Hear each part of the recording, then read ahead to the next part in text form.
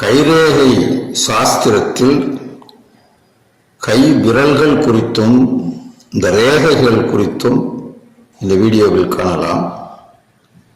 இந்த சுட்டு விரல்ன்றது ரேகை சாஸ்திரத்தில் குரு விரல் அப்படின்னு சொல்லப்படுது. நடுவிரல் சனி விரல் என்று சொல்லப்படுகிறது. மோதிர விரல் சூரிய விரலாக சொல்லப்படுகிறது. சுண்டு விரல் புதனுக்குரியதாகவும் பெருவிரல் சுக்கிரனுக்குரியதாகவும் கூறப்படுகிறது. அதுபோல ரேகைகளில் ஆயுள் ரேகை, புத்தி ரேகை, இருதய ரேகை, விதி ரேகை, தனரேகை, சந்திரமேட்டு ரேகை, சுக்கிரமேடு, கங்கண ரேகை, களத்திர ரேகை, செவ்வாய் மேடு இப்படி கூறப்படுகிறது. மோதிர விரலுக்கு சமமாய் சுண்டு விரல் அமைந்திருக்குமானால் பண்டிதராகவும் தத்துவ ஞானியாகவும் இருப்பார். பின்னப்பட்ட கோணல் கையில் இவ்விதம் இருந்தால் பொல்லாத வஞ்சகனாக இருப்பார்.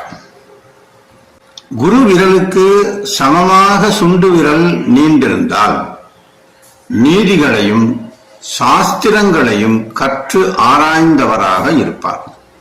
கஷ்ட நஷ்டங்களை போக்கிக் கொள்ளும் வல்லமை பெற்றிருப்பார். உள்ளங்கையின் சுக்கிரமேட்டில் ஒரு ஒளிரேகை தோன்றி சந்திரமேட்டை அடையும் காலத்தில் கடல் வழி பிரயாணம் செய்து ஏற்றுமதி இறக்குமதி வியாபாரியாக திகழ்வார். சந்திரமேட்டின் அடியிலிருந்து மேல் நோக்கி செல்லும் சிறிய ஒளிரேகைகள் நீண்டு நிற்குமாகில் குடும்பத்தில் கருத்து வேறுபாடு கொண்டு மன நிம்மதி கெட்டு எங்காவது பிரயாணம் செய்ய நேரிடும்.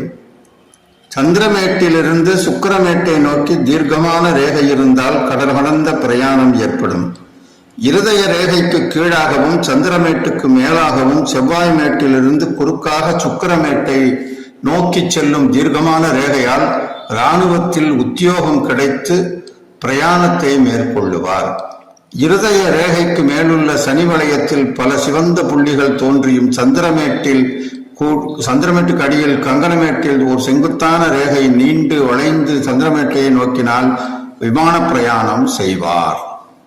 தனரேகையானது புத்தி ரேகை, இருதய ரேகை இரண்டையும் தாண்டி குருமேட்டில் ஏறி நின்றால் அவர் நீதி சாஸ்திரம் கற்ற நீதிபதியாகி செல்வம் சேர்ப்பார்.